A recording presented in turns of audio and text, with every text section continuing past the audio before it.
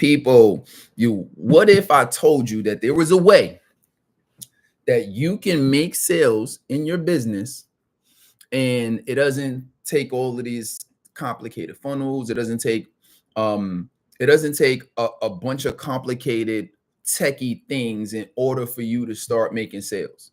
Even if it's first handful of sales and you like, hey, I just want to be able to get a few $1,000s through the door, a few $100s through the door, and I don't want it to be like this big giant process. So that's really what we're going to be focused on today. So I hope you're excited because we're going through 3 quick ways to boost your sales if you're stuck under $5,000 a month. And this is an important topic to me because I know that the beginning of any journey, even if you've been in this for a while, it can be tough to really get things going, get your first few clients in the door. You could be the smartest person in your niche, but that doesn't mean sales are just going to automatically start pouring in. So there's some things we need to do in order to get you to that point. And once I started learning this over the years, it got me to the ability to be able to make 6 figures a year or multiple 6 figures a year, be able to help hundreds of coaching clients through our program, the Playbook, the Coaching and Speaking, even through our ads agency, and help people all over the world. So today we're going to be focused on 3 big things. Number 1 is going to be how to sell without feeling salesy or pushy, even if you hate selling. So that's the first thing we're going to cover. Then we're going to cover how to own your value and choose clients with certainty. And close clients with certainty, right? A lot of times we have challenges with, do we even have enough value? And that's the reason why people aren't buying. But is it really? We're going to cover that. And then also the secret to turning a small audience into consistent sales. I hear a lot of people all the time saying, well, I don't have a big following, I'm not that consistent on social media. So how do you do that, right? So that is what we're going to be focused on. All right, so let's go ahead and dive into the first one. How to sell without feeling salesy or pushy. So this is an interesting one because a lot of times we're apprehensive about helping people, but at the same time, we're like, well, I don't want to come across salesy. I don't want to be too pushy. Well, that's okay that you don't want to do that. And actually, you're right, but that doesn't give you the ability to not do it. That doesn't give you the ability to hold back. I remember I had and for more than reasons than you think. So I remember I had this one lady I was on a call with. And, she was kind of, hesitating and she wasn't really sure she was ready. And, she was just, kind of on her last money and things of that nature, which is okay. Listen, unfortunately, I put my account in the negative before to get coaching programs. I borrowed from my 401k. I've done a lot of things to get the knowledge. But in this particular case, I'm on a call with her and I'm really, I'm really pushing her. I'm really challenging her. But I started to realize that, at the time, I didn't really realize that she was getting annoyed. And so she was getting annoyed on a call. And then so she ended up hanging up. So then I call her back. Right. And then when I call her back, I'm talking to her again. She's still, feeling annoyed. But as I'm going through it, she actually ends up becoming a client. So you say, wow, hey, you was a little pushy, you was a little salesy, right? Everything worked out all good. The story's not done. So she ends up becoming a client and literally like just, one of the worst, shortest clients that I've ever had, meaning like she came in, she complained about everything within a program, this and the time, and there was a grammar mistake there, and this thing was misspelled. She she came in, everything, did that, and then I think she might have invested maybe, I want to say maybe, I forgot what it was, maybe like $700 or something like that, right? So she did that, and then next thing you know, so she did like 2 weeks of complaining and then refunded and then called the bank up and then refunded everything, right? And I learned a lot about that experience. I learned that, when you're meeting with people and our goal as coaches is really to help transform somebody, right? So in order for that to happen, it's not just about giving them the information and telling them what to do, but they have to feel good about the process, right? And so I learned later on that keeping rapport is the key to not really feeling salesy. Is not to not making people feel that way, right? So our goal is, as we're helping people, is to make sure that we're challenging them. That don't mean you just let them, that you just let them off the hook. And anytime somebody just has an inclination and don't feel like doing something, that you don't challenge them, you don't help them. But that key is you got to really stay connected. So throughout the years, as we've continued to be able to grow our sales to 5 figures per month consistently, it's always been making sure that the person that you're helping really knows that you're helping. A lot of times because we want to get the sales so bad that we're putting our needs over the person that needs to get the help, right? Maybe you got some bills to pay, and I think at the time I might have some things to pay for too, right? So like maybe you had some big bills to pay for, maybe you counting on this money coming through, or so how you're communicating, and people can really feel that. How you're communicating is like from a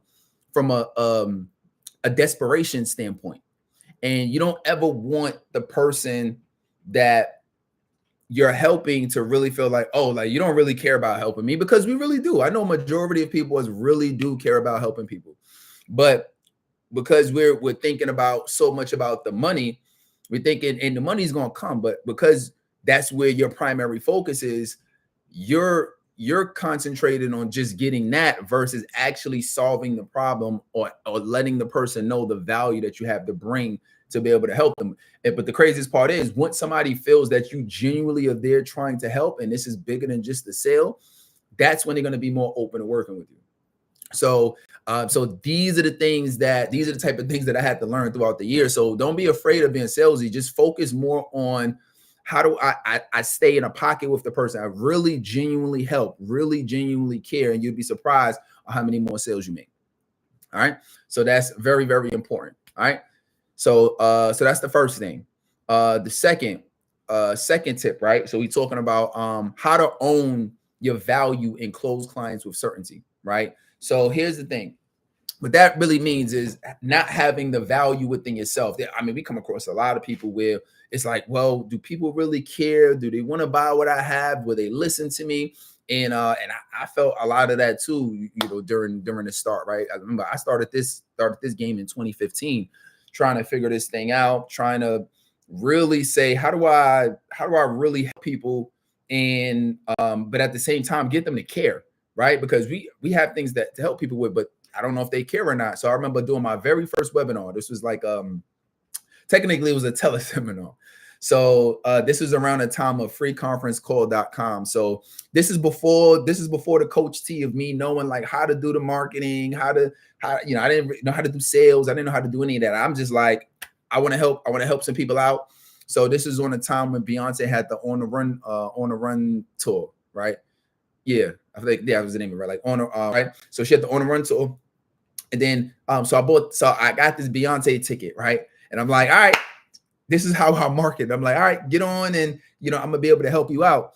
And so, but up until this point, I was really hesitant, and I wasn't marketing it the way, and I didn't have the strategies and the skills, and people really care. So I kind of half-assed the marketing. So that's what was my marketing, was the Beyonce ticket. So the time comes and I'm getting ready to do this teleseminar, which technically was over the phone. And the time comes and nobody joins. 5 minutes, crickets. 10 minutes, oh my God, like nobody's here. But then 15 minutes, this one lady comes on, and I'm like, I guess I got to give value now. And so I'm like, all right, well, I don't really know if she's going to like it. I don't really know if she's even going to care. She might end up leaving early. I mean, I don't really know. I said, let me try it anyway. So I get on the call and I just start teaching what I know, right? Not trying to act fancy, not trying to act smarter than what I am, just teaching, training, and giving. And so we get to the end, and it's time to give away these Beyonce tickets. And I'm like, all right, well, hopefully I did okay. I did decent. When they got to the end, and I said her name, she was like, oh my God. She's like, I won. Which, by the way, remember, on the call, you can't see everybody that's on the call, right? But then also, she was excited. And I'm like, you excited? Like, she's like, oh my God, thank you so much. I learned so much. I learned so much today. Like, you helped me out. And she was like giving me praise. I'm like, you liked it. Wow, you got value from it. That's interesting. Okay. So I had to internalize that for a second, because I'm like, wait a minute. People actually find my advice valuable. That is interesting, right? So I felt two feelings in that moment. I had one feeling where I was happy for her, and I was excited. I started feeling good, like, oh wow, people like my stuff. But then I also got pissed off, and I'm like, hold on, wait, people like my stuff. So what the hell am I doing? Why am I got things that people really like, but I'm not showing up in the way that I need to show up to get more people to change more lives.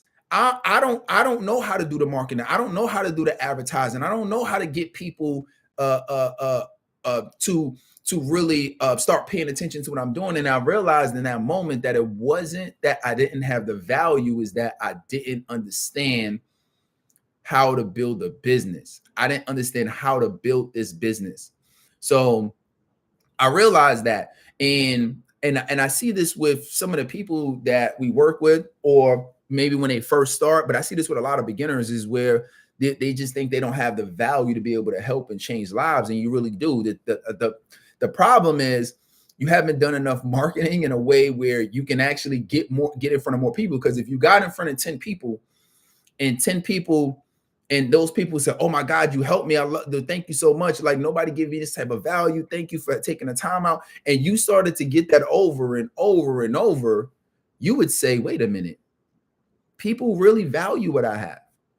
And you wouldn't be nervous to offer what you have as a service and get paid for it. So anytime I see somebody who's really nervous about whether they bring value or not, that's one of the indicators to me that they haven't really been giving value. Because if you was giving enough value, you would have the validation that you're looking for, which you don't really need anybody's validation, but you have the validation that you're looking for from the market to know that what you have is valuable. You see what I'm saying? So that's the problem to solve for. All right. So that's point number 2. Point number 3 is we're talking about the secret to turning a small audience into consistent sales. So this is another one that I hear a lot about, which is, oh, hey, Coach T, I don't really have a large following. I never had any videos that went viral. What should I do? Because I'm not really that social media savvy. Well, here's the thing. The goal, the objective is to work with what you have. You don't have to have a huge audience. I get people who have hundreds of thousands of followers that come to me, way bigger than my following, but they come to me to figure out, how do I make sales? What do I need to do in order to build it? So I had a client, and when she came to me, she was like, listen, I'm new. My goal is I want to help women get more confident. And but I've never done this business before. Like, this is like sort of like a new thing, and I don't have a big following online. And she was feeling defeated. And I said, okay. I said, look, I said, here's the thing. I said, if we work together, all I need you to do is 2 things. I need you to be coachable, and I need you to take action and execute. I said, if you can take action and you can be coachable, then you're going to be fine. So she's like, all right. So she ended up coming in, right, as a client. And so we had a conversation about leveraging. I was showing her how to leverage her existing network, and leverage the people that she do have on her social medias, and leverage the people that she have on her phone. Right. So we came up with the script. We came up with what to say. We came up with the approach. Essentially, we came up with the offer. And so when we did that, I said, go out. I said, we role played it. And then I said, now I want you to go out and do this, and then report back to me within the next week how this went. Right. So mind you, this was all organic. We didn't like set up ads this week or nothing. This was like, just go out and just do what I showed you how to do. All she needed was her phone. That was it. So she did that and came back to me excited. Oh my God, Terrell, I got my first sale. Oh, thank you so much. I appreciate it. Oh my God, my first sale. She got her first sale within the first week of us working together. Within the first week, brand new, super brand new, never done this before, never had a successful, thriving, profitable, revenue generating business, and was able to get her first paying client within a week. How does that happen? Right? That happens because when you have a system and a process to leverage what you already have. One of the biggest mistakes I see coaches make is they say, I don't have this, I don't have that, I don't have this. And they look at that as a barrier for why they can't take action. Anytime you ever catch yourself saying, I don't have something, make it a checklist. Oh, this is what I need to have, or this is what I need to do. Don't let you not having something be a reason for you not to start or get it done. In her case, she was like, I don't have a big following. I've never done this before. I don't know what to say. I don't know this. I don't know that. I don't have, right? So she thought she needed to just have this big network of a bunch of people that was already interested. And I said, no. I said, all you need to have is a process and a strategy for how to leverage the small audience you currently have right now. And once we went through that process, first paying client in 7 days. Right. So that's the idea behind this, is you don't have to have a big audience. But the reason a lot of people think that is because, there's strategies out there where you can send DMs, or, one of my favorites is running ads, because that's the easiest way to be able to find clients. But if you can't do that right now, you can leverage what you have, but you just need to have a strategy. That's the reason why it doesn't work with a small audience. I can share that with you for a fact. It won't work with a small audience if you're just guessing and you stressing out and I don't know what to do, and you're confused and you're not taking any action and you don't have a system or process or script, or I don't you know what I'm saying? So you all over the place trying to do a bunch of different things and then wondering why it's not working. My definition of a system is to have a process of inputs that guarantees outputs repeatedly. So anytime somebody creates a system anywhere is just so you can have repeatable outcomes, predictable outcomes. That's really what it is. So I've put together these processes, and these processes allow me to have a predictable outcome. So if you don't have a process or a system to have conversations with people, or how to reach out, and how to provide the value that you can give them, then don't expect consistent sales. See how this all ties back to making 5K per month? Because what that really looks like is you got to have that system, and that system is what's going to allow you to get in front of people consistently. And that system is going to give you the ability to be able to make sales. And getting 5K a month, to be honest with you, is not that many clients. People think, oh, I got to have these dozens or hundreds of clients. High ticket starts at about $2,000 to $2,500. So if you got a program that's $2,500, all you would need is 2 clients and you're at $5,000 a month. Think about that. 2 clients allows you to be at 2 clients allow you to be at $5,000 a month, $2,500 per client, regardless of what the terms are. The terms could be $2,500 and I work with you all year, right? And we meet and I'll coach you weekly or bi-weekly or whatever the case looks like. So the terms of what it looks like could be anything. It don't have to be 90 days, right? It could be 6 months. It could be a year. It could be whatever. It depends on the value that you're giving them, right? But don't get it twisted. $5,000 is 2 clients. So, but it can seem hard if you don't have a process. That's the purpose. And that's the reason why I do the trainings. This is why we have the clients and we show them and we break it down exactly what to say, how to do it, how to do the reach outs, what tone of voice you should use. Believe it or not, that actually makes a difference as well too, right? How you present the offer, how do you demonstrate the value to them? These are all things that you got to know how to do. It's not just, I just pick up the phone and call, or I just send a random DM and I just spit out everything that I have, right? Because I remember I was helping somebody with this one time, and I said, yeah, well, this is how we have the conversations if you initiating it through DM. And so then I looked at what she did, and literally like she went through like the whole offer and how I can help, and I'm like that definitely was not part of the process of what we mentioned, right? And you know, she didn't even get a response from the person. But that's the difference between, that's why you have to take action, and that's why you have to be coachable, because you could be taking action and not get results, right? It's better than not taking any action, but you could be taking action and not get the results that you want. That's why you got to be coachable. That's why you got to have a process. That's why you got to have a system of somebody who's already done this thousands of times, right? Which I've been doing this since 2015, and I've been in business before that. So and this is all we focus on, right? All we focus on is coaches in our industry and showing you how to do it. So we're giving you the cutting edge, we're giving you everything. So imagine now you're working with somebody who's been in this. This is actually 10 years, who's been doing this for 10 years since 2015, right? We're in 2025 now. And imagine now having the ability to follow the process and get clients.